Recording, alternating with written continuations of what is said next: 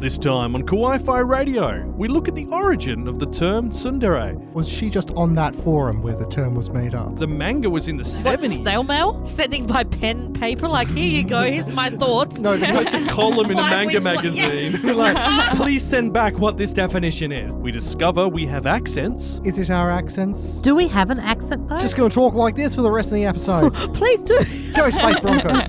And we lament the amount of isekai this season. Thought we were getting a break from Isekai. I No. thought we were starting to wind down. There are no brakes on the isekai truck. Not train, it's a truck. It's over 9,000! NANI? Configure the language logic interface for Japanese. Kawaii-Fi. Kawaii-Fi. Kawaii-Fi Radio!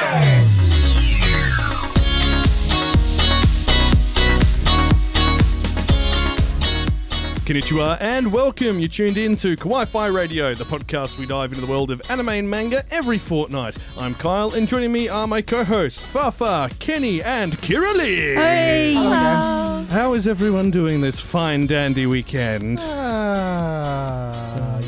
Yeah. Fafa's excited. I got a tattoo. I'm so excited. She can't show it to you. No. Well, I mean, she could. But we're not filming this episode. But we apparently will be looking to film episodes in future, which means it makes more sense for us to be on YouTube. Who would have thought? Wait, if we film episode 69, can that go on YouTube? No, no. I think the proper version. So, as you can imagine, as being mature adults as we are, we're definitely not doing anything special for this upcoming ubiquitous number that's well known around the internet. In fact, we're just going to pretend nothing happens at all while putting a special episode on our Patreon that does not follow our standard rules or guidelines. No, because what? Who needs that? I'm just intrigued about what we're going to I do. thought you were going to say, "I'm just happy to be here." Yeah. But no, it's I'm intrigued to know what we'll do on episode 420. Whoa! I was wondering about that and going, we've got a long time until we get there. About what? 5 years, baby? Let's do the maths. We do 25 episodes a year, Uh-huh. and we need to get to 400. So that's 8 years. 8 years, okay. So, and that'd be the end. So that'd be in the middle of our 9th year. I'd be, well, not to age, 43 maybe? So Yeah, we'd be 43? We'd be 43. Yeah. That's not bad. They'll be doing like Naruto's grandson. Except I feel like we won't have podcasts then. We'll have like shoot lasers into our heads and it'll just come through like through that way. I'm a bit concerned this is turning into Sword Art Online, the podcast edition. Yeah.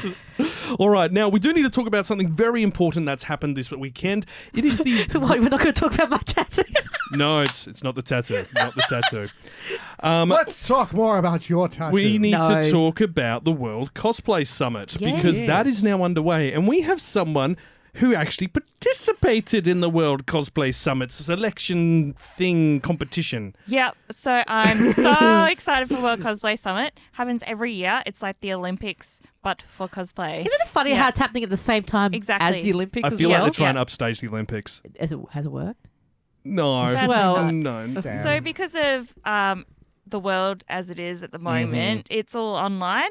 But normally there's 37 countries like participating. They send 2 people over representing their country and they compete. So it's about a week, just over a week long process in Japan. So they do a lot of media opening new things and they do meet and greets and stuff like that. And then it's like 2 days of the actual competition itself. So you have to have like a week's worth of outfits and then your actual competition. Yeah. Which is just crazy to me. I was going to say, you guys entered when you were doing the Gundam build outfits, Yes. didn't you? And they're Yeah. incredible. Thank you. Like, yeah. If you guys haven't been on Animaniacs Twitter, like, go check it out. Go check it out. My friends were in the recent, like, not last year. Yeah, but- Will and Kay. Yeah. Yeah.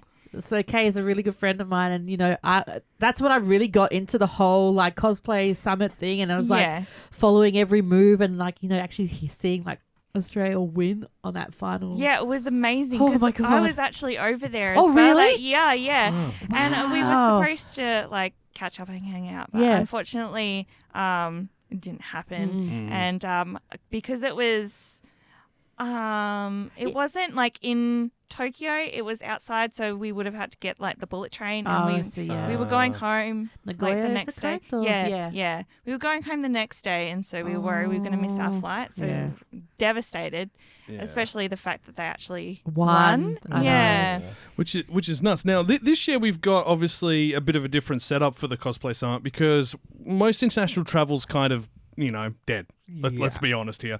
So everyone's dead doing for the southern hemisphere, but the northern hemisphere they're all traveling around all over the place. Some places are allowing it, others aren't, and Japan is one of the places that isn't. They're not allowing it, which is fair enough. Like the only people allowed to go into Japan and out at the moment are either Japanese citizens, media and athletes, and I can understand that. But because of this, that means that instead of doing the live stage performances and stuff, they're sending in videos instead. Yeah, which is really interesting. So, again, it's just like the prelims that they're having in every country. And it's just all been online. So it's all pre-recorded and everything like that. So it's just really interesting. And it's different, the sort of things that you can do with that rather than on stage. Like you can cut it and add your own bits to it, which is just amazing. So this year's Australian entry is a pair of guys doing the girls from Pop Team Epic. We initially were just like, oh, that's not going to be good. No, they've utterly utilised every aspect of making it a video. Yeah, and so these guys have entered in previously as well. So they've tried to win the Australian round, and it's so lovely to see them enter again in this sort of new format and really own it. And actually, I do have a question with that because, like, obviously with the previous rounds they had the competition. Like Supernova and all of those, like, those rounds. How did they do it for this time? Like, what was the... So it was just a separate event that the World Cosplay Summit Australia sort of branch have done. Yeah. So on their Facebook page and media pages, they said that they set a time and a date that they would go through all the entrants and then give out the winners. So it would happen at Smash, correct? Or yes. So it did happen at Smash, and because Smash has been cancelled this year. Has it been officially cancelled yet? Look, let's be honest. If it hasn't been cancelled, it probably will be. I mean, I've got my ticket, but I know for a fact I'm not going to travel to Sydney anytime soon. So. Yeah. But in any case, like, we needed to know our winner before if it was going to happen anyway. So they needed to hold it earlier on. Yeah. Now, you sent us like a bunch of videos when we were first initially sort of planning this episode, showing like a bunch of the different past winners and stuff. And my God, some of the costumes are incredible. I mean, not only do they actually have to stand up to, like, looking the part of the character, looking as excellent as some cosplayers can be, but they also have to do like a performance. Yeah. Are there any rules on like what you have to do? There's so many rules. So it's a point-based system as well. So you get, I believe it's about 50 for your costume and then 100 for your performance and the way that you portray. So you'd think that the 100 would go for the costume aspect. Yeah. So it's about actually embodying it. Yeah. And it's also that these costumes actually have to stand up to being in a performance. There was one that you showed us, the Street Fighter one. A couple of people dressed up as Dalsim and Chun-Li, and like they're doing all the flips and the moves and stuff. They have a big screen projected behind them showing the background of the location. That's so cool. And it's... And then there was the Trigun one as well, where the props, like when they did their first round of it, the props held up. But in the second round, obviously, they kind of started breaking a little bit. One of them degraded and broke.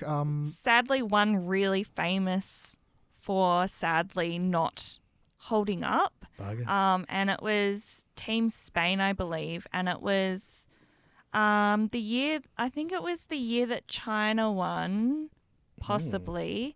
So I think it was maybe like 17, 18. Okay. And their whole set fell. Oh, no. Yeah, and it was a big part of it. And this poor guy, he was out the front, sort of, they were trying to...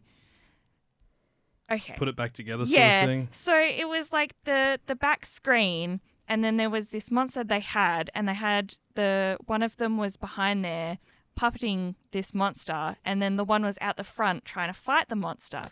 So, and then it like toppled forwards because it was too heavy.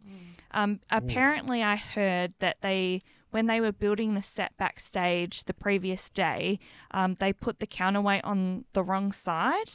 Yeah. So it toppled forwards because to get everything over to Japan, you have to completely deconstruct everything and pack it. And then you'd have to construct it over there. There's also hard weight limits on everything. So you have to make sure. So you've got to fit your set, your costume, and everything into that limit. That weight limit, and you're heavily penalised if you How go over. pricey does it get for you to do something like that? Because I imagine, obviously. Very expensive. I don't. You wouldn't sugarcoat and say, "Oh, you could do this in like $200." Kind of thing. No, like the Vash Stampede one. Just Vash's outfit. That looked like at least pleather. It looks like such a well-constructed outfit. So it probably would have had a bit of weight to it. But not only that, they had barrels on the stage and everything, and they would have had to either flat pack them or transport them or pick them up there.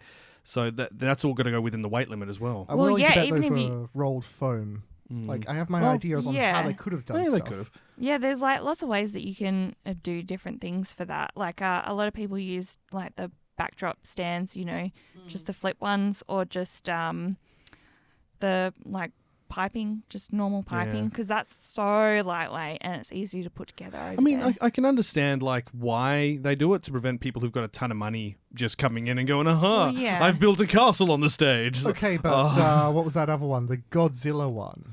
Yeah. Like their set was very, very simple. It looks like they just got some cardboard boxes and made them into buildings to travel on. But it's because of their costume themselves. The costume was incredible. Yeah. It was so perfectly carved. It looked like something from like the old school Godzilla set. Like one of the Toho things. Yes, exactly. That would have taken up the size of the box rather than the rest of the set. It probably which is what like myself had problems getting our costume that we entered over in the Eastern States Australian round, because it was the mascot style. There's sort of size restrictions for it. But man, so lucky to get over there, and it was in one piece, and I just loved it so much. Yeah. Awesome. All right. Well, look, if you can find all the details for the World Cosplay Summit on our Facebook page and other social media. We put all the details up on Friday afternoon, and it's definitely worth going and watching all the videos, because they keep everything online pretty much afterwards, which is great. And who knows, if you're like a cosplay fiend here in Perth, maybe this could be a good thing for you guys to get into. Win us some gold. Well, I was going to say anywhere in the world. We just want to see awesome cosplays. Oh yeah, that's you got to remember, like, most of our listeners are not in Perth, which still just weirds me out. We've gone international. What's going on with this? Is it our accents? Do people like our accents? Do we have an accent though? I have an accent. We apparently have accents. G'day, mate. G'day, mate. How you going, mate? Just going to talk like this for the rest of the episode. Please do. Go Space Broncos. Shard issues, mate, Governor. Joyce. Please don't. Can't stop me now. I'm from Space Australia. Go Space Broncos. Specifically, I'm from Space Brisbane. Okay. Now, this episode, we are talking about that character archetype that many of us will know very well if you've watched a lot of anime. The Tsundere. Now, where did that term come from? And what on earth does it mean? It's not like we like you, bucker. We will discuss that this episode and get stuck into it. And if you are enjoying what you've heard so far, hit that subscribe button and join the Kawaii-Fi community. We're also releasing monthly anime videos on our YouTube channel as well. So if you are one of our many wonderful podcast listeners, come and join us on our YouTube. Yes, and please watch them, because we get little bits and pieces of what Carl sends us, and we all look at each other in the chat going, why is he dressed up like a mad scientist? Yes. So don't put his hard work to shame. Yes, the next one is on Godzilla and the science in Godzilla singular point. Oh, is that what you were doing? Oh. I was like, why is he in there? I don't know. It's whenever you try to apply science to the logic of anime, I feel like you're trying to break I thought you said this was the logic of Kyle. I was like, oh, that's true. Wow, we're just ganging up on me. This is how it works, I guess. Anyway. There's no Aaron here to defend your honor. Exactly. If you would like to support the channel, oh wow, even Kiraleigh's on the side. If you would like to support the channel, we do also have a Patreon with additional content you might want to check out, but more on that later. There's plenty to talk about this episode, but first we've got to do this. Kawaii-Fi Radio. I have no idea how old I am or where I came from. Nani? Ohayo. Hang time! I gotta go! I have to know. Hooray! I did the thing. Oni-chan, nani wo miru? What we're watching. So, Fafa. Hello.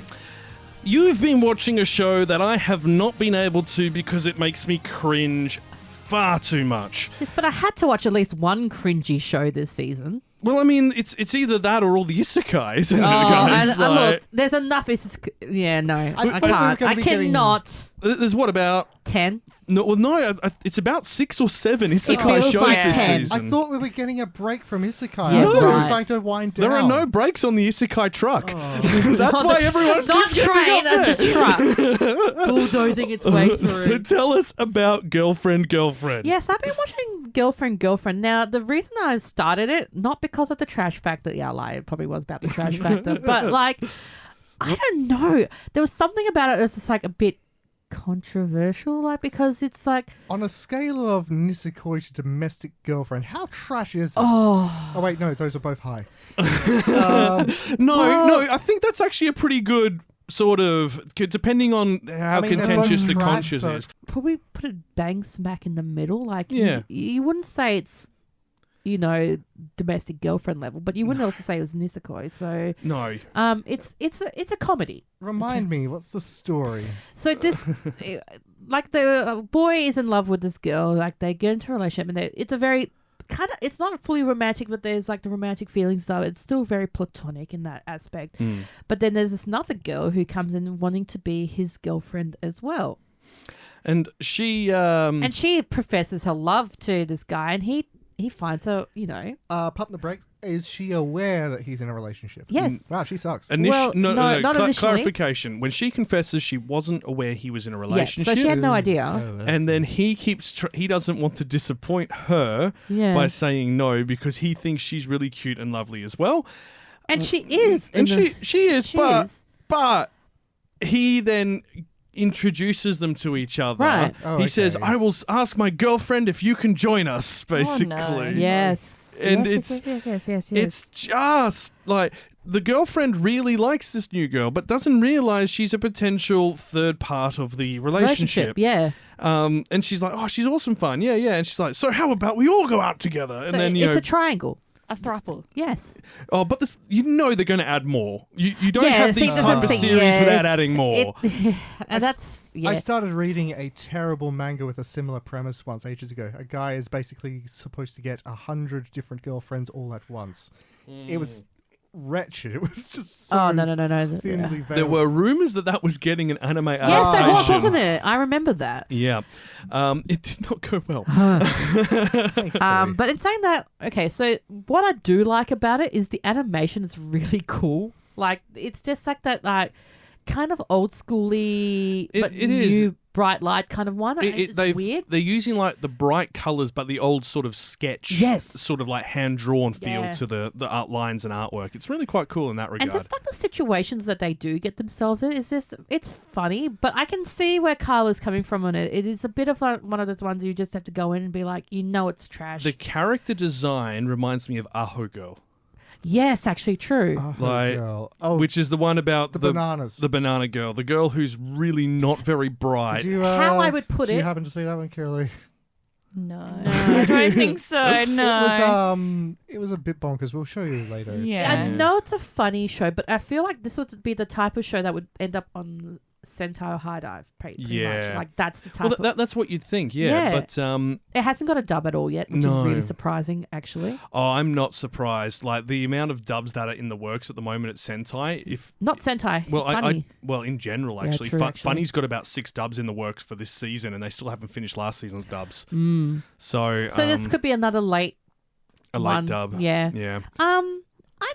I mean, it's just a casual watch for me. I'm watching it in Japanese, strangely enough, because obviously there's no dub. No dub, yeah. But yeah, it's there. It's something lighthearted for me because like there's just too much interesting shows this season, and I needed something with a bit of like trashy laugh in it. So yeah, I'm sticking with it.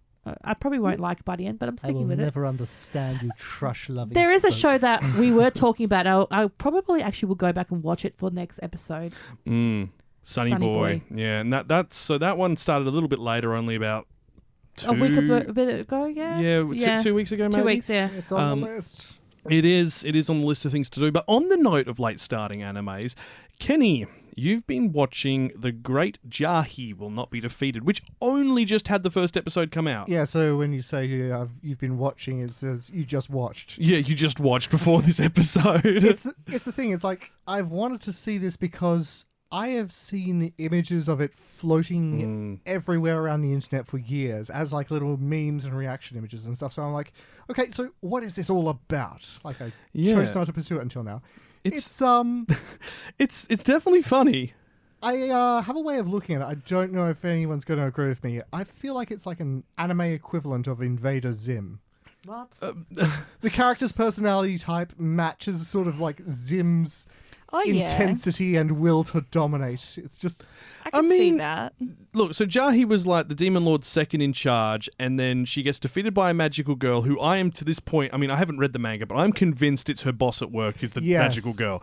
But... she's this sweet little angel who's always looking after her and giving her hugs and stuff. Yeah, but Jahy gets defeated and she gets cast down into the mortal world and has to rebuild her magical...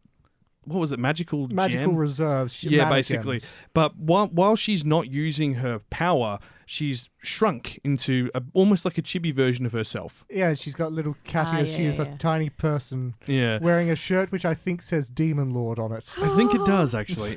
But yeah, it's one of those shows that I was like, this could be concerning. And then I watched it and I just couldn't stop laughing. Yeah, it's great. Her, like... pride, her reaction. She's basically like a tiny chibi Vegeta, begging for power. Hello. Going, I will destroy all of you. Basically, once I grow a bit taller. Imagine Vegeta landed on Earth and didn't get taken in by Bulma, but was refusing to pay rent to his landlord. And had like absolutely diminished that's power. Funny, actually. Yeah, and just was like angry at everyone and felt everyone should bow out of him because he's Prince Vegeta. And they're like, you're Prince or nothing. Exactly the same sort of thing here. I'm intrigued to see where it'll go. I feel like they're just going to kind of play along the same kind of notes and jokes, but I want to see where it goes. It reminds me a bit of Devil is a Part-Timer. Yeah. And that's coming with another season too. That's getting a second season soon. Right? So. Like, what is that, 10 years later, 15? Oh, I think it was 8. I think it was longer, yeah. I'm just going to shimmy your mic there a little bit further. We need to do an episode on that later. We do. I didn't actually watch it. Oh, what? You haven't? Admittedly, I've only seen the first 3 episodes. I am terrible as well. But I mean, look, there's so much to do. Now, we do need to talk about something a bit musical. And this is your area, Kiralee, for Opera Girl. Yeah, I absolutely love Opera Girl. I think there's about 5 episodes at the minute. So it's just a school that's for all girls, and it's for this specific opera, like the theatre. It's not like Revue Starlight. That's what got me confused the first time as well. Yeah, there's not really much singing or anything like that. It's just more of the progression of the character, who absolutely hates men, hates people, don't want to be friends with them or anything like that, because she was let down when she was younger, and had a stepfather, and stuff happened, and this so that's what. heavy. So it's heavy, but it doesn't, make anything gratuitous. Yeah. Yeah. You don't see anything. It's just more implied. That something might have happened. Oh. And so she's met this other girl who wants to be the top opera star. And she's a bit of a ditzy girl, but she has goals, and she's slowly breaking down her walls, and she's becoming more friendly with other people. And it also follows some of the other side characters. It also touches on eating disorders as well. Oh, okay. Just because of people being pushed to the limits, trying to be the best they can be. But basically, it touches on a lot of sort of heavy content that we don't normally see in these environments. Normally when you see a school life thing, it's all just happy dappy. It reminds me of, did you happen to catch Hibiki Euphonium? That's what I was thinking. Yeah. I haven't. Girl joins basically a full-scale brass band. That's sort of Sound Emporium, isn't it? Sound Euphonium, yeah. I really want to see that, actually. They went along with similar things, like the heavy kind of personal issues and wanting to be great at what they're doing. And didn't focus on the musical side of it. Like, the music was still part of it. Obviously, they have band practice and all that. But it wasn't like, every episode, here's a big song or anything. It was like, we've got to head to the performance and do the performance, and that's the lead up for the season. Yeah. So it sounds fairly similar. Could be a good watch. So how is it so far? Oh, I'm really loving it. I'm getting really involved with How the many characters. episodes have there been so far? I think there's 5. Okay, so it's midway then. Yeah, it's midway through. Okay. Fair amount to binge. Nice. Because this was one of the earliest shows this season as well. Like, Yeah, it came out pretty much as soon as we got into See, July. I'm all confused with the season because of obviously the Olympics have really... Well, because you can't keep watching Love Live because the Olympics have knocked it off Thanks, for 3 weeks. Olympics. Wow. So, Love Live and The Butt Detective. Oh, yes. It's a kids' show in Japan where a man has a bum for a head. Yes, he does fart when he talks. Japan is weird. Wasn't there a South Park episode like this? Yes, there was. And this is what it's taken the mickey out of. Oh, is it really? Because this has been running for almost as long. Wait, what? Yep. This has been a recurring series which keeps coming back. Oh, it has too. Yeah. Oh, I have Now so many questions. yes. But obviously, Japan? Opera Girl is not about butt heads or anything like that. Art Just style's about girls butting heads. Aaron isn't here. I have to make up for it. evidently. That chair is terrible. Opera Girl, at least, one of the things that I liked about it was the colours and the art style they used for it, because it's very vivid while feeling real, which I thought was really cool. That's an interesting way of putting it. Who's the studio? Ooh, I think it was... I'm just quizzing you now. Yes, it's for 10 points. 10 points. Is it Lurch? No, I don't think so. I actually have no idea. I have not... Oh, good. Also random I just curiosity. enjoy What's it. that music that they play when the quiz music happens? Ding, ding, ding, ding, ding, ding, ding. It is done... Oh! This was a studio we hadn't heard of. Pine Jam. Hello. Pine Jam. Yeah, I have. Yep. Who? Yep, they haven't done anything else notable. Wow. Yep. This is their first outing? I guess so. Wow. Well, they've done like behind the scenes stuff, like, in between panels and stuff, but this is the first one they've been in charge of producing. Fair enough. And Intriguing. you say this is good then? Oh yeah, I'm really enjoying it. Oh, fair enough. Well, let me come and destroy your wonderful story with my giant monster of an anime. Godzilla Singular Point. Uh-huh. Because I've been making a video on it, I have watched it about 3 times now. Is this the one that's on Netflix? Yes, it is. Is this the one that has Bish in the opening? Yes, it is. Hehehe. This is the one that's actually probably the first Godzilla where you actually care about the people in it. Oh, really? And there's Yeah. something fascinating about the art style. They include like a lot of what would you even call it? Retro. There is visuals. so many throwbacks to different studios and stuff like that. It's got elements from... I'm not going to tell all of it because most of it's in the video, which is coming out this week. Fair enough. But it's got elements of stuff by Akira Toriyama. It's basically, there's 3 studios involved in this. You've got Toho, which is Godzilla's parent company. You've got Orange and Bones. These days, I find myself a little hesitant of anything that's got like a lot of famous people backing it. Ever since Jubiate. Well, look, I mean, to be fair, the people who backed Jubiate weren't in the industry. Fair enough. So, that's that. Anyway, Godzilla Singular Point is actually really good, and they've left it open so that you can continue the story in another season as well at the end of it, which I really hope they do, because it's good fun. Now, what have you been watching this fortnight? Let us know in this episode's post on social media or in the comment section on YouTube if that's where you're listening to us. And yes, I look at the Discord and I do see it quite active lately. The Discord has definitely gotten a lot more active.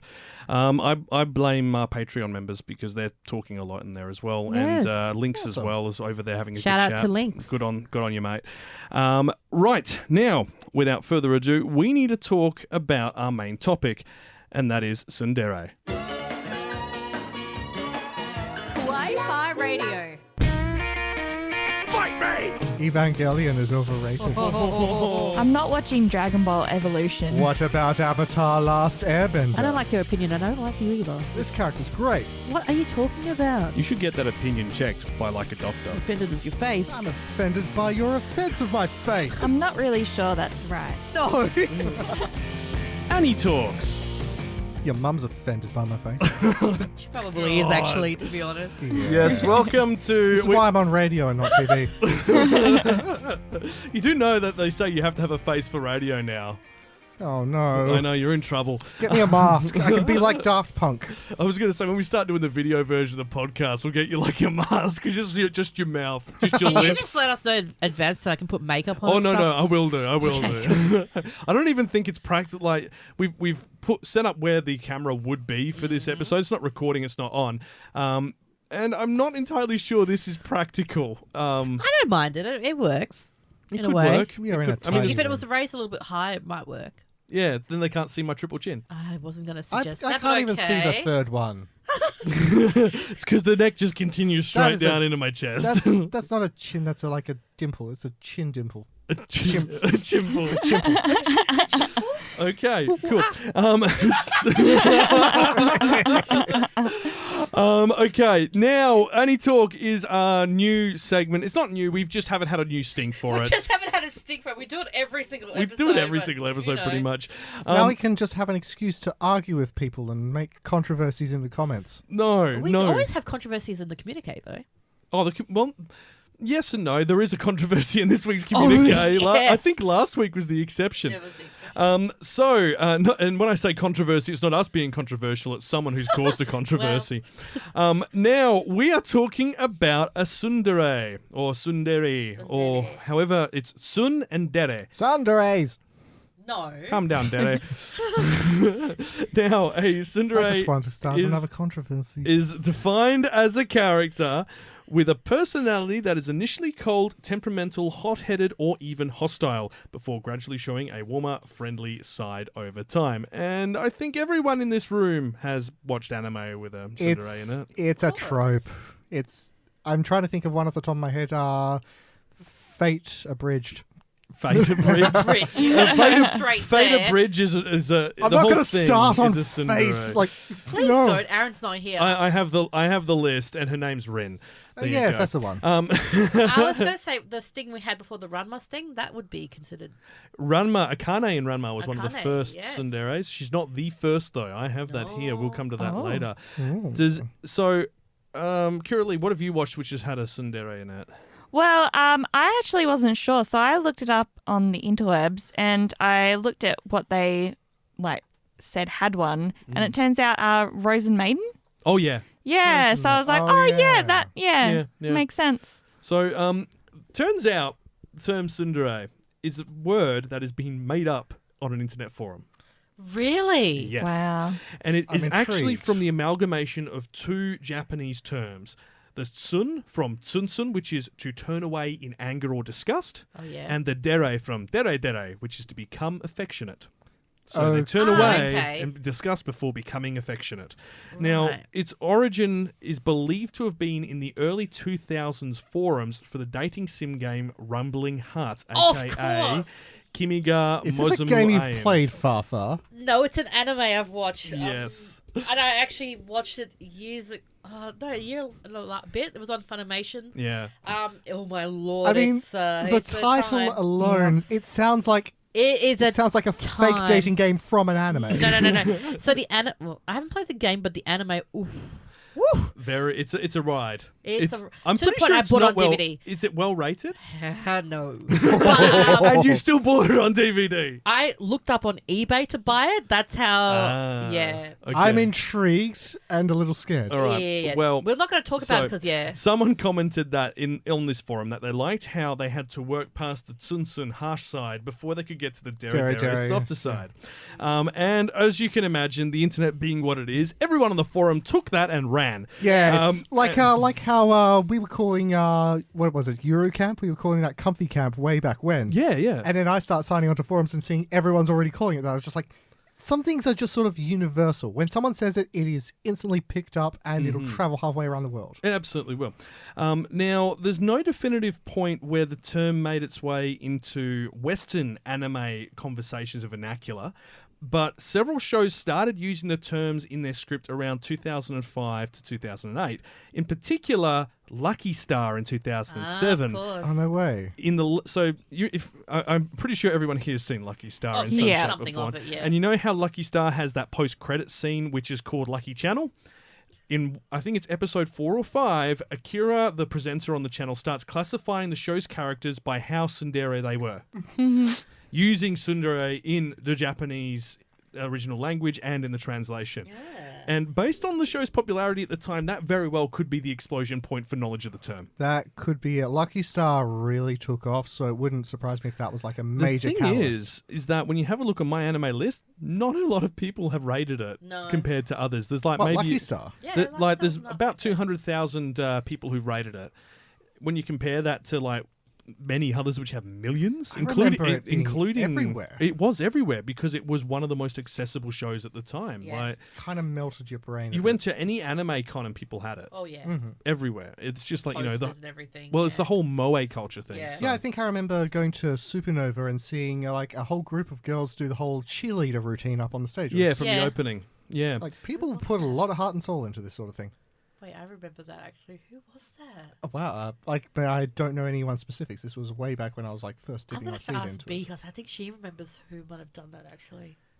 Jeez, that's going way I'm going to say it would have been at least 10 years ago. You reckon? Yeah. No, it wasn't. There was another one. Yeah, there was. There's a recent one as well? Yeah, I think there was only 2 people though. 2 or 3 people. Well, I could have been back in our young years. You can ask your ask your idols, Miss Idolmaster. Now I remember it. Yeah. So we need to talk about this because it turns out Tsundere is not the only Dere type. There are 4 core Dere types, and each has a multitude of spin-offs now. There is now the Dere Dictionary, which is filled with about 80, I think, last check, different deres, and it's literally just grabbing another word for a trait and slapping it on the front. Okay. Is one of them just hair color dere? No, I don't think so. Oh, what have I done? I wouldn't be surprised if there's probably a ponytail dere. No, but the hair color thing would be, if always the pink girl would be the sus one, or like the sus one. Well, you mean for like yanderes and stuff? Yeah. I was thinking Chica from Love Is War. Oh, she's totally going to kill you, definitely. But let's go into these 4 core types. Now, these were the 4 core types that were defined shortly after Tsundere was kind of used as that amalgamation word, and others went, well, maybe we can use this to explain the other traits of the characters. So you've got Kudere, a cool and unemotional character, but shows sweetness later on. Ray from Neon Genesis. Right. The girl from Harui. Nagato, yeah. It's actually really lame, this one. The ku is literally cool. It's Japanese cool. Cool. They're very cool. So they're cool. You then have the Dandere. Now, this one and the Kudere get confused because they got a little bit of overlap. So the Dandere are antisocial and don't talk to anyone until the right person comes along. And the Dan lightly comes from Danmari, which means to be calm or quiet. So there's a lot of discussion about characters who are one or the other. Rei is technically Kudere and Dandere. So is Nagato. Okay, so these are like the 4 core types, but there's overlap. There's always overlap, yeah. I would love to see a Kudere that overlaps with a Yandere. Like, they're very cool, but they're also a mass murderer. No, now, Yandere, this is the kind of big twist, and we all know this term because of Future Diary, probably, and several other ones where there's girls with a bit of a violent streak. I know it from a Steam game called Yandere Simulator. Wow. That was terrible. Okay, fair enough. Well, Yandere appears sweet and cute, but is actually a psycho. The Yan is derived from Yanderu, which means to be sick. So Yanderu with Dere, to be sick with love. Okay.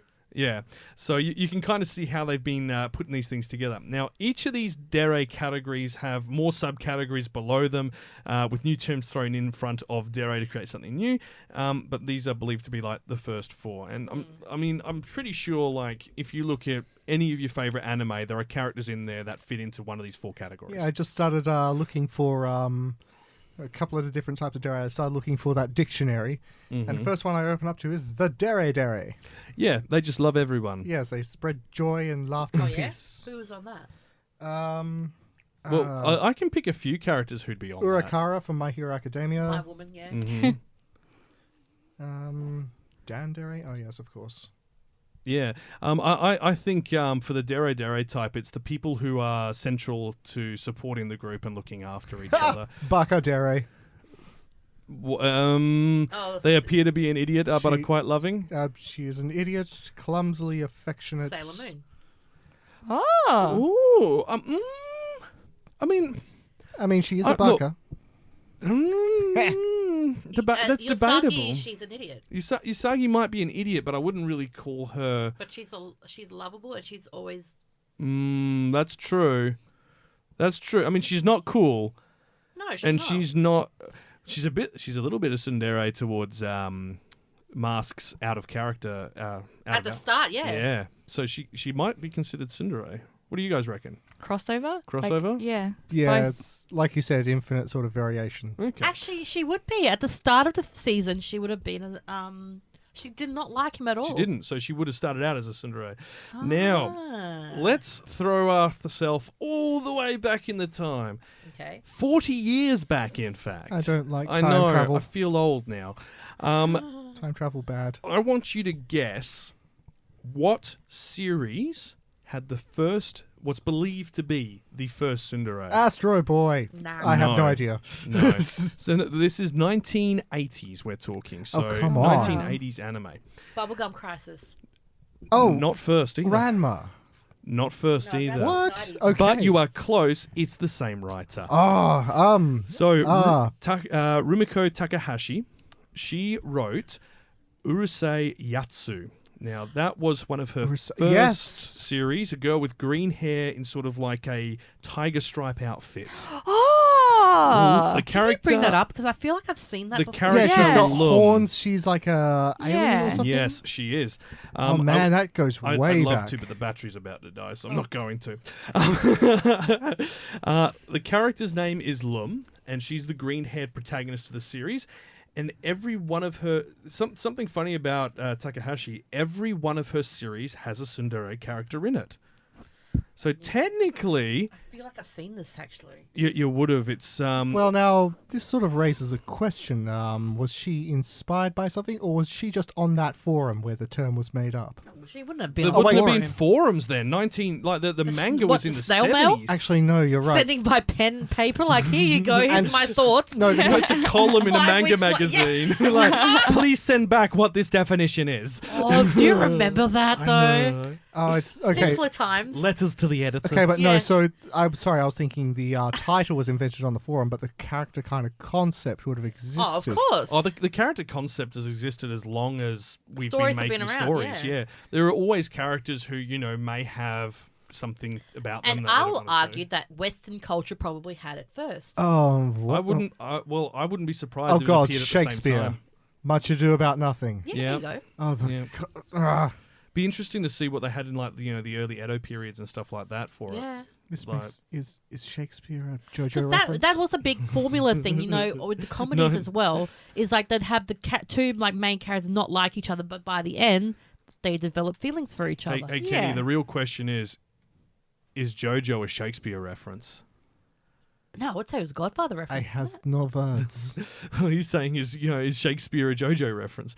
Everything's a JoJo reference. Everything's a JoJo reference. So, okay, I would like you to try and throw at me some of your Tsundere characters. Okay. So, have a think. I've got a few. One interesting one I found was from Hetalia Axis Powers. Really? Germany is Tsundere. Of course. Yeah. Now, if you don't know Hetalia Axis Powers, it's a very strange little series. I always feel a little uncomfortable even talking about it. I know, right? Where every country is personified as a person. So, apparently Germany in Hetalia Axis Powers is one. There is Callan from Code Geass, who's considered Tsundere, even though she plays the Bakadere during the school. Misaka, Scientific Railgun. Yes. Oh, of course. Her and Tomo, is it? Oh, yes. Yeah. Yep. No, she's very, very what a much. great character. Obviously, as we mentioned earlier, Rin from Fate Stay Night. And Akane? Akane Tendo from Ranma Half. Oscar. Vegeta, 100%. Ryu. Vegeta and Ryu. So Vegeta from Dragon Ball and Ryu from Fruits Basket both appear on many Tsundere lists. Kurisu Makise. She is from Steins Gate. She is the very smart girl with the long hair and wears the white lab coat. I mean, most of them wear lab coats. Yeah. She tries to refute being called a tsundere in the series by being tsundere. And I feel like that needs explanation or story time. She basically goes, "I'm not that type of person, Baka. How dare you consider me that way?" Blah blah blah. Yeah, that sort of reaction. It's hilarious. And of course, there is Harui Suzumiya. Probably let's be honest. If you were to give anyone the power to control the universe, the last person you'd want to give it to would be her. And guess what? She's a tsundere too. Have we gone into Haruhi yet? No, we are going to be doing a feature episode on. I can't. We were going to. And then we about last weekend, but we did the hot pot. Yes, that's right. We will do a full one covering that. The film and the spin-off series as well. Enforced viewing of Endless 8. Oh. No. Have you seen it, Kiralee? No. Oh. Endless 8 or Haruhi in general? Have you not seen? Both.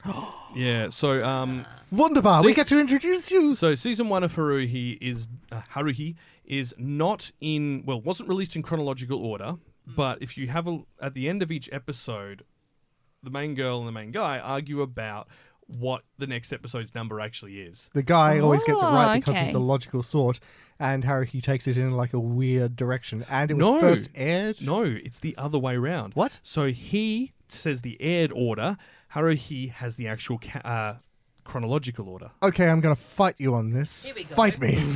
This is what the section's all about. Because I believe that is completely out of character. It's one way or the other, I can't remember. But for her, consider it was you backed off that pretty fast. No, him doing it in the aired order makes sense, right? Because it's the order it's been aired in, it's the order it's been produced in. Her saying it's the different order makes a lot of sense for her character because she's got and knows better. She is aware that the episodes are in the wrong order. But she's also bleeding insane. I wouldn't really call Harui insane. No, she's God. She's God. She just doesn't. Have you seen Earth? God is insane. If he exists. Let's not go there. Anyway, there are a lot of great characters who've been created who are in that Tsundere archetype. Full Metal Panic, Chidori, for instance. Oh, yes. She's, hands down Tsundere. I gotta rewatch Fumofu. What about Lovers' War? I think the those girl are they both add. No, I just honestly think they're characters. both ultra tsunderes. Oh, the two main characters. They are the Kaguya, pinnacle of tsundere. I think Kaguya is tsundere, but it's not tsundere because they don't trust the other person or aren't willing to open up. It's because they literally see it as a battle. I think that's the title, of course. What would you call that? Kamidere? Kamidere? Yeah, it's they are tsundere to each other, but they're also Kamidere because I must be the victor. What's Kamidere? I must be God. If you just found this on the Dere dictionary. I just made this bloody up. What's a Kamidere? Kami is God. So they view themselves that's Harui. wouldn't say that.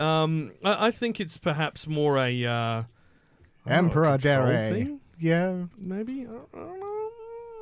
Anyway, there is in fact a Tsundere Wikipedia online where you can have a look at people's listed Tsundere characters, and it's worth having a look at. Just literally go to tsunsun.fandom.com. And as far as like the dictionary of Dere types, kind of don't. It's weird to scroll through. Well, the thing is that that's like a Wikipedia where you can throw in anything you want. Which is terrible. That's a terrible idea. It can be a terrible idea. And they're like, you must back up your claims, but we're not going to ask you to confirm your claims. It's not like I want you to confirm your claims. Baka. Anyway, we do need to go on and talk about what's making news before talking about probably the highest rated Tsundere anime out there. No joy. Yes, it's going to be good fun. We'll be right back after this. Kawaii-Fi Radio. Tonight on Anime Communique. Great story, compelling and rich. Nothing brings ratings up like a little controversy. Alrighty, now we're going to have to breeze through this because we did it before and the recording stopped. And all of us have stuff to do tonight that we have to now rush off to. So we're going to be fantastic. It's a good job we weren't filming this episode. That would have been funny. You see all of us going, ah! Now, let's quickly talk about the controversy that is on our plate for news this week. Clamp is making Tokyo Babylon 2021. It's one of their products that's been in manga form for a long time. It's in more trouble with Studio Gohan's, the studio originally assigned to it, suing King Records for 450 million yen because they cancelled it. Yes, but I think they have good reason to cancel it. They have very good reason to cancel it. You see, unfortunately, it seems that Studio Gohan's potentially breached copyright on quite a few things with literally copying the designs of other people's outfits. Now, there's an example of several of this, and it's to do with designs from people, specifically the costume from a Korean girl group, Red Velvet, and a Vokes doll outfit. Now, if you have a look at them, like, Gohans are like, the anime production often references existing designs, but the studio would confirm that there were no copyright infringement issues when comparing the drawing designs with the referenced outfits. If you have a look at the referenced outfits, they're identical. Yeah, it's in fact, even the hairstyle from the doll is the same. Like, we've looked at how other studios will like draw stuff from real life. They'll like take models and stuff like that. It's even done here in the West for Disney and stuff like that. But this is just blatant. Everything is the same down to the hairstyle, like you said, like down to everything, the trim. For Red Velvet, the one thing they changed was they kept the shoes the same color and removed the glasses. Oh, everything else, the cut, the way they're posing, the way they're standing is identical to the original look. And it's suggested that it might be more than just these two examples. Yes. So basically, King Records told the newspapers and that they had asked the studio to revise the designs, and the studio claims they continue to work towards the agreed upon broadcast date. But then in March, the show was cancelled, basically, and they can no longer go ahead because of further possible plagiarization over the anime's costume designs. And while the staff apologized for that, King Records had paid Gohan's money already to begin with, and obviously because it's cancelled, they're seeking damages for the further. They reckon they'd already created 13 episodes, and then episode 14 to 21 they also are suing for, even though they haven't signed a contract for it. Which they wouldn't be able to get any money from, I don't think. No. I don't know how the legal system works. Well, I was going to say, if basically they cancelled the agreement because they no longer trusted the studio to produce the content at the standard, but a loss of faith, if you will, in the production studio. Granted, yeah. Yeah. So look, we'll hear more about that in the coming months, I'm sure. It was meant to come out April this year. It didn't happen because of this situation, along with others. And it looks like King Records are now looking for a new company to take over and create a new anime from scratch for them. We'll keep with bated breath to find out who wins this legal fight. Kind of bated breath. It's Studio Gohan's, isn't it? Yeah, it's Studio Gohan's. Like, look, they've not generally been very good on stuff they've produced in-house. They're good as a support studio, but from what I've seen of the stuff that they actually make, is not great. The series they've produced have been fantastic memes in and of themselves. Handshakers was good for memes.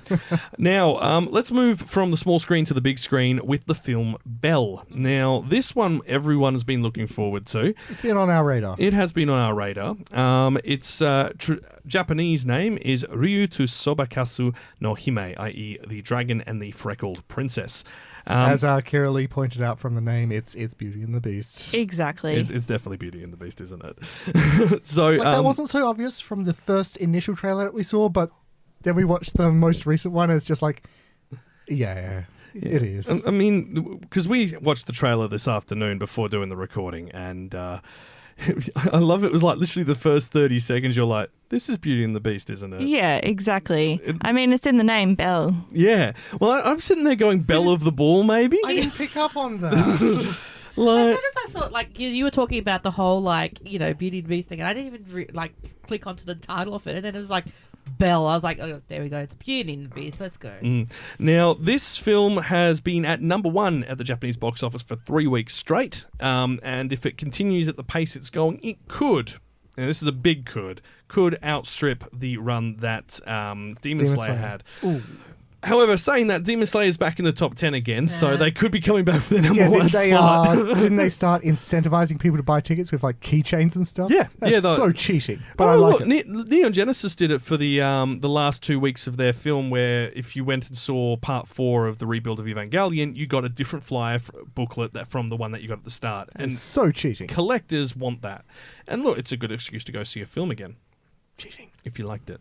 Yes. It is cheating, but they can't do that for the international box office release, where they will obviously earn more money. I guess. And in Belle's case, it got a standing ovation at Cannes, which isn't in and of itself a rare thing. Yeah, so look... But they got a 14-minute standing ovation. Before Belle hit the cinemas, it's done a run around to all the film festivals that are still somehow taking place in this world, including the Cannes International Film Festival. It got a 14-minute standing ovation. How do they even time that? Do they put a timer on there and be like... Yay! Like the little digital clock in the corner of the screen. It kind of looks like it's a bit of an estimate. Oh, okay. But it puts it above shows like films like Bowling for Columbine, Inglourious Bees, you might know that, like Klansman. The Bees! The Bees. For comparison, Moonrise Kingdom only got 5 minutes, Twin Peaks 5 minutes, Once Upon a Time in Hollywood got 7, Foxcatcher got 8. I think Pan's Labyrinth got a hell of a lot. Pan's Labyrinth is the record holder with a 22-minute standing ovation. I thought you were going to say 1 hour. I was like, yeah, that would be right. I don't think the film only goes for 98 minutes. I don't think I've ever clapped for more than a couple of minutes. Well, we were saying it's like, they just, we got up and we're just clapping and we're walking out of the cinema while continuing clapping, getting in my car, paying my ticket. Drive me home, Roger. I'm still busy clapping. Yeah, exactly. It's a very good film. I must appreciate it further. I must appreciate it further by annoying everyone around me with incessant clapping. They'll go, why am I clapping? Oh, it's just that film was so good. Like someone next to them just goes, oh, they're clapping. Must have seen a good film then. I'll clap as well, yes. I started a slow clap. But look, that's going to hopefully be heading to international cinemas in the coming 6 months. There's no dub confirmed officially, but I do believe that G-Kids have licensed it for North America. Oh, good. So that means there will be a dub coming eventually at some point. And this is from the same studio that brought us Summer Wars, Boy and Beast, some pretty decent titles. Yeah, actually not Summer Wars, but some of the team who wrote this were involved in Summer Wars, I believe. Are you sure? So, yes. A lot of the animation looks practically Studio identical. Chizu's only 10 years old. Summer Wars predates that. Oh, no way. Yes. So they've done The Boy and the Beast, Mary and the Witch's Flower, Mirai no Mirai, and Wolf Children as well. So they've got, a bit of chops to them already. They've always done quite well, which is great. We like to see that. Now, we do need to move on to a couple of quick things that have come out. We've got the new Digimon franchise coming out. Digimon Ghost. Where did I put it? I've done it again. It's a horror film, isn't it? It's not a horror film. Digimon Ghost game. And the teaser visual says holograms ? Ghosts ?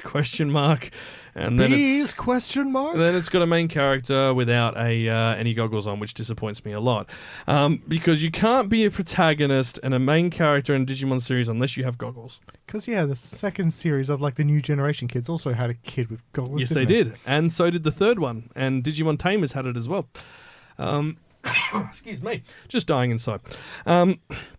But alongside this new TV series, which is going to take over for the rebooted Digimon Adventure, is a new film, which is going to tell the story of the characters from Digimon Adventure 202. So that was the second incarnation of Digimon Adventures. Yeah, I was going to say, didn't that end in kind of a pretty final way?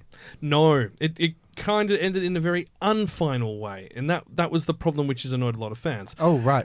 It didn't end up very proper. Oh, no, sorry, I was thinking of the recent movie. Yes, now that's the thing. The guys who did the recent movie are in charge of this. So the guys who did last Digimon Adventure, Last Evolution, Kazuna are working on this. It's only a super early teaser. We've got a little bit of art in front of us to show us what it is, and the teaser video is a little bit of voiceover and them panning across this artwork. Look at our lovely poster. Yes. Yeah, now it opens the door to talking about the first ever Digidestined, the first person to ever partner with a Digimon, which was, that partnership was something that was talked about in the last film, and that was a bit of a tearjerker, and because it's about the ending of that partnership. Yeah. Can't wait to see where they take it with this one. So hopefully we don't need more tissues, because yes, it's the last adventure of Tai Nagamon was the last one, and that hurt. It hurt.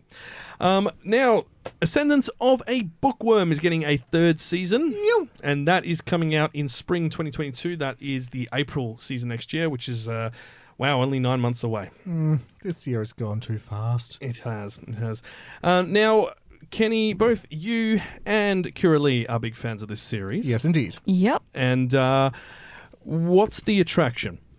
It's, I think we were talking about this earlier. It's sort of like a slow TV, the anime.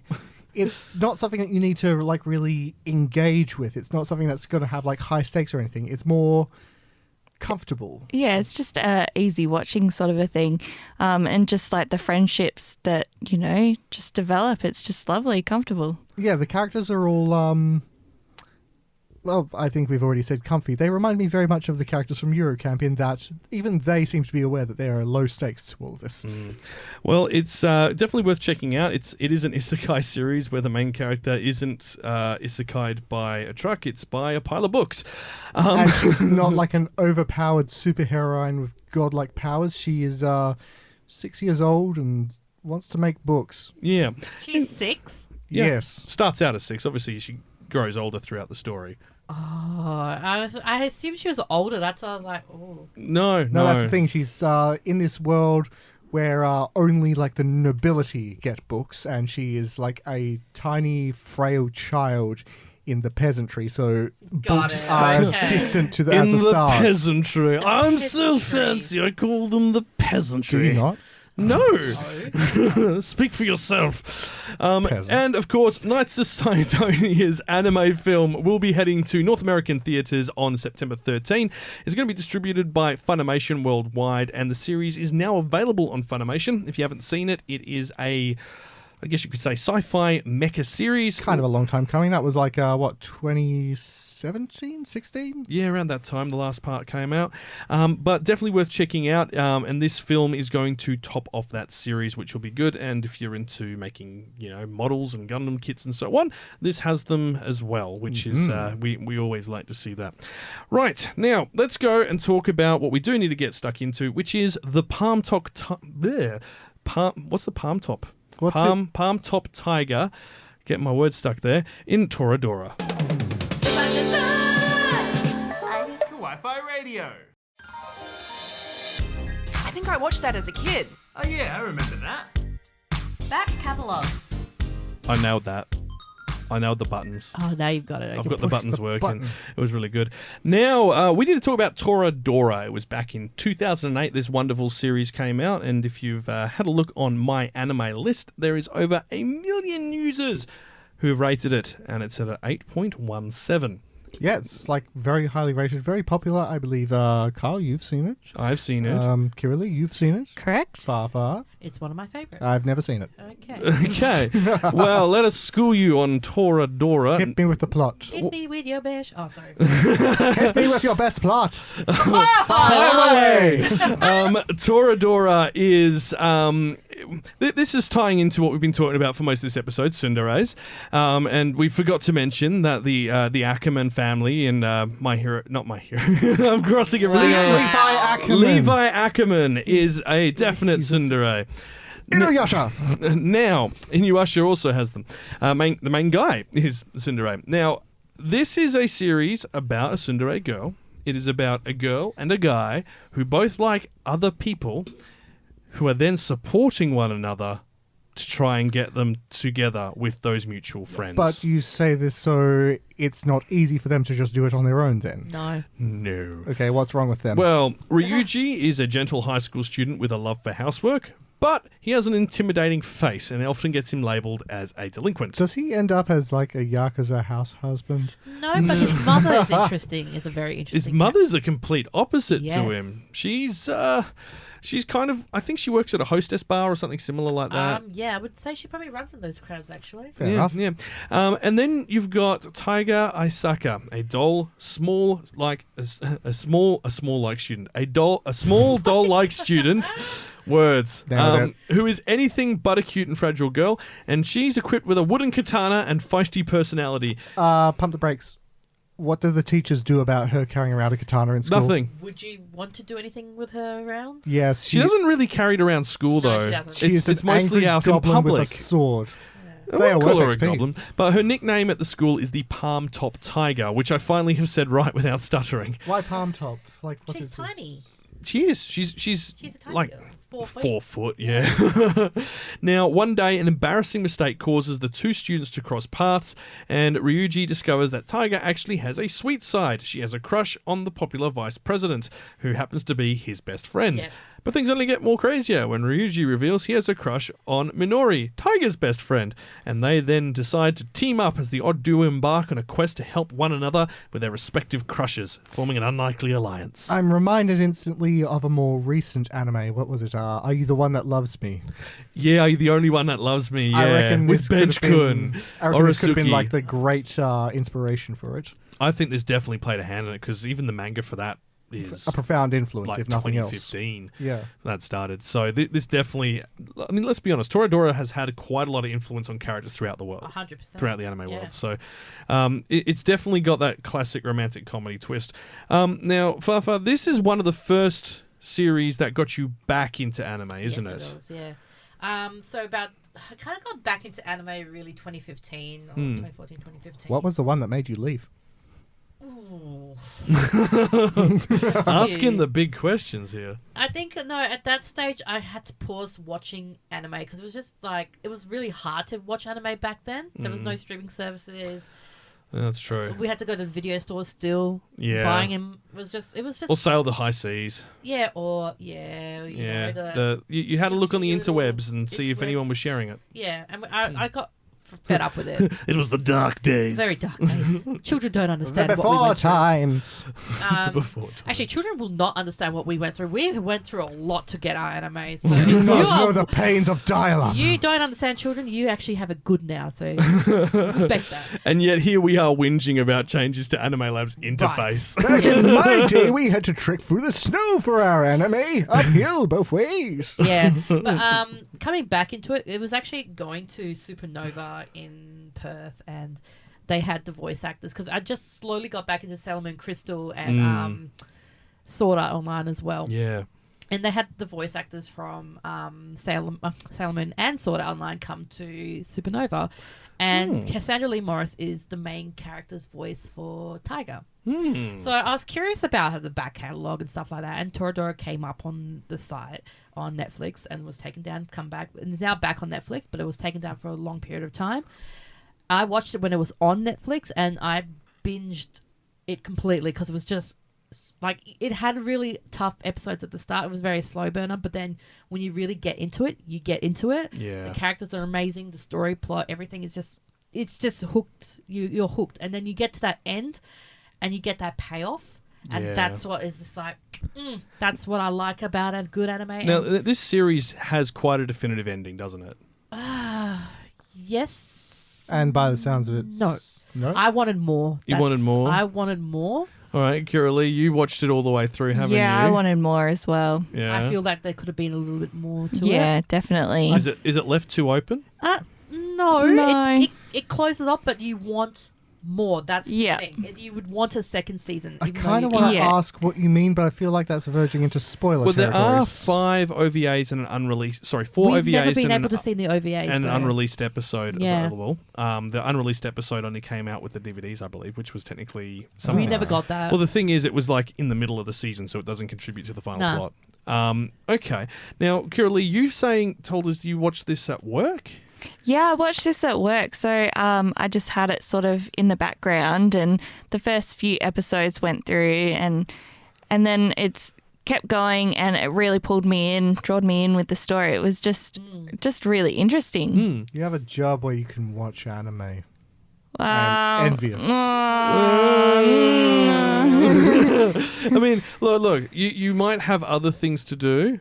And you can put that on with some headphones in. And this is the good thing with this one. The dub is actually really good. So you can actually put that on in the background, still understand what's going on in the story and not lose out. Yeah. A good dub is a rare thing. Very treasured. It is, but it had Tony Oliver directing it, and he's really good at directing some solid dubs. So he's done like Killer Kill and all of those, so he knows what he's doing. Fair enough. Now, this started out life as a light novel series. It did. Which, let's be honest, a lot of things have been. Yeah. It's to be on over an 8 on my anime list over 10 years after it came out is impressive. But I can understand why, because we've both seen it. And we want that couple to get together. Oh, yeah. And when we got that payoff we're not going to say what happened, but when we got that payoff, and then we were left like, but I want more. You want to see what happens after that. Yeah. Yeah. See, I haven't finished it. I'm halfway through, but I haven't finished it. So I'm going to have to... This is definitely that anime. I was like, give me a season 2. Give me something more. Give me like a movie or something. I can remember a few animes doing that for me, and there was one that you and I watched a while ago, As the Moon So Beautiful. Oh, that was like this gorgeous romance, but at the very, very end, during the very, very final credits of the very, very last episode, it showed you what happens. I think this is also one of those first animes that showed an actual kiss between the two actual characters, really? Wow. Like when animes they do like that real we will just agree to be together. Yeah, and there's like, we're together now. You could feel the handshaking. That's close to hand holding. You could feel like that tension between. Okay, go hands. Yeah, because there's what moment I'm thinking of. Yeah, and it's just. Carl, if you see it, you'll be like, I'm going to. Wow, I have this to watch now. So well done. Like, and you've not seen this in anime in a very long time. It's just like just the lead up, the build up, and then the after. Oh. Well, look, if you do enjoy that good romance story, which everyone knows I do. I do. Yeah, no, this one 100%. You don't like good romances, you like trash ones. The thing with this look, is... my good romance stories don't get adapted. That's what is annoying. See, Golden Time was meant to be really good, but it didn't really have that payoff in the end, whereas this one has that payoff. Okay, I'm looking forward to this now. Yeah. You got me all excited. I'm not going to get any work done this weekend. Thankfully, I don't need to. I'll give it a look-see. Is there any places I can stream this? Yes. So it's available on Crunchyroll worldwide. If you're in the US, Canada, and the UK, you can catch it on Funimation. In the US and UK, it's on Amazon Prime, and it's also available on Netflix in some areas. You will have to check your individual Netflix to find out. Yeah, I took a look at the Netflix app, but it's not on like the one that's just directly accessible to us. Yeah, it's not. So it looks like you're going to have to play the VPN game. No. It's so if you're not logged in, you can't see everything. So, yeah. Oh. Yeah. It's a... What episodes? Oh, I see what you mean. Okay, yeah. So it might say that's, X, Y, and Z is on there because they're promotive. Now, I'm not too sure if the distribution has gone to Madman now, but this was one of Honeybee's original releases. Yes. So I'll just briefly go through the little minuscule history of distribution here in Australia. We had 3 companies that distributed anime. Man being the big one, Man Anime. Of course. Hanabi, which did a lot of the Sentai, Rooster Teeth, things like that. Oh, okay. And if you look at the titles and the packaging, Hanabi just had this beautiful packaging, and it was just. And then you had Siren Visuals as well, which they did Devil as a Part-Timer, all those ones. ToraDora, all those really niche ones. But they folded, which is really sad. Yeah. Because it was just tiny and they were very small. Great guy, but yeah, it just folded. Then, that's a damn shame. Then Hanabi, very similar boat as well. It was just too hard with all the... Well, I mean, that's the thing as well, like DVD sales in particular. Like, we don't buy DVDs anymore. We tend to buy Blu-rays or Red-Ray or... I'll try to buy, like, box sets. HD, DVD. And you knew it was getting sad because the last con I was at, where Hanabi was at, they were banking off High Dive and doing, like, this kind of, like, sharing a boot type of thing. I was like, yeah, that's it. That's the nail in the coffin. And then the emails coming through saying, we're still here, we're still selling, but, you can see their catalogs just slowly, like... Maybe they're just getting rid of the stock. Beyond the Boundary, and all of those were all on there. Oh, wow. Yeah. So, yeah, a lot of... good ones. Yeah, really good ones. So, yeah. That's a shame. Well, on the bright side, at least you can still watch ToraDora digitally. It's not going to be stuck in distribution hell like we had with Neon Genesis for 10 years. But with that means we do have to wrap up this episode. But if you do like ToraDora, put it in the comments. We'd love to hear what your thoughts on the show were. And with that, let's wrap up. Kawaii-Fi Radio.